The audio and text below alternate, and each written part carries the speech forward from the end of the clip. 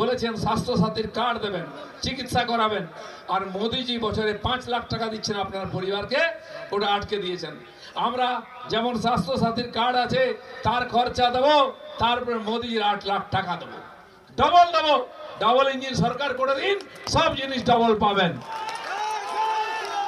আপনি মধ্যপ্রদেশে যান, আপনি উত্তরপ্রদেশে যান, ওখানে এই যে আয়ুষ্মান যোজনা, গরিব মানুষের চিকিৎসার বিমা বছরে 5 লাখ টাকা, সেটা তো পাচ্ছেই, তার উপরে রাজ্য সরকার 3 লাখ টাকা উল্টো দিচ্ছে, 8 লাখ টাকা পাচ্ছে। আর এখানকার স্বাস্থ্য সাথীর কার্ড আছে, নিয়ে গিয়ে যে হসপিটালে দেখান, কোনো হসপিটালে দাদা যান এতে পয়সা পাওয়া যায়, নেবো না, আপনার চিকিৎসা হবে না।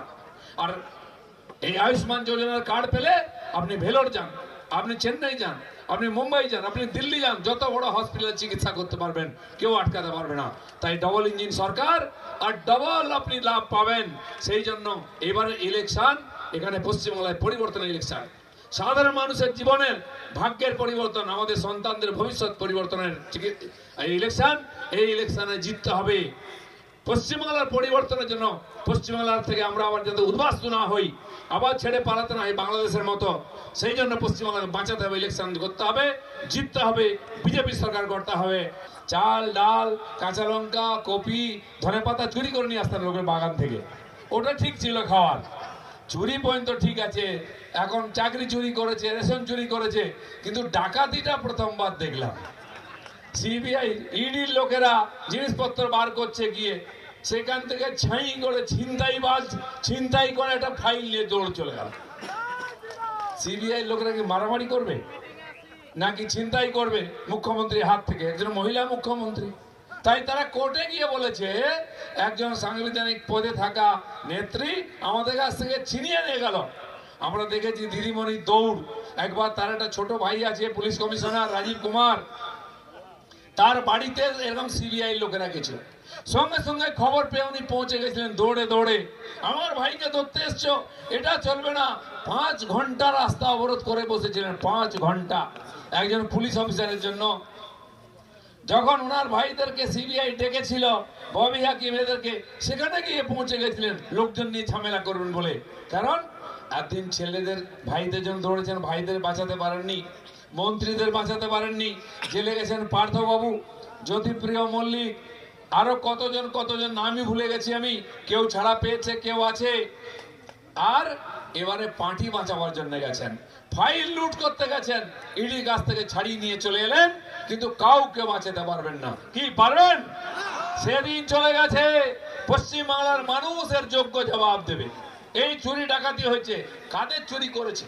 রাস্তার টাকা, জলের টাকা, বাড়ির টাকা, বিদ্যুতের টাকা, গ্যাসের টাকা, তারপরে 100 দিনের কাজের টাকা, এসব টাকা নরেন্দ্র মোদী পাঠিয়েছেন এখানে, কারো বাপের টাকা নয়, দিল্লি থেকেও পাঠিয়েছেন। আমাদের মতো সাধারণ গ্রামের গরিব গুরবলো, যার বাড়ি নেই বাড়ি করে দেবো, যার শৌচালয় নেই শৌচালয় করে দেবো, যার বাড়িতে গ্যাস নেই গ্যাস দেবো, মায়েদের জন্য, মেয়েদের স্টাইপেন্ড দেবো, যাদের খাবার নেই এরকম 8 কোটি লোককে এখানে রেশন দেওয়া হচ্ছে। সে সব টাকা লুট হলো। মোদিজি বলেছেন অনেক হয়েছে, ঠিক আছে, এবার আর নয়। ইডি নেতার বাড়ি থেকে এখন আইপ্যাকের অফিসে পৌঁছে গেছে, যেখান থেকে টাকা বাঁটা হয়, টাকা দেওয়া হয় এখান থেকে। এই আইপ্যাকের লোকেরা আমাদের নেতাদের ফোন করতো, টিএমসি জয়েন করো, নাহলে বাড়িতে পুলিশ যেত, তাদের ধরে নিয়ে জয়েন করতো। বলছে তোমাকে টিকিট পাই দেবো, টাকা দাও, কয়লার টাকা, এই সমস্ত টাকা চুরি করেছে, কমপ্লেন হয়েছে, কোর্টে গেছে, তখন ইডি এসছে।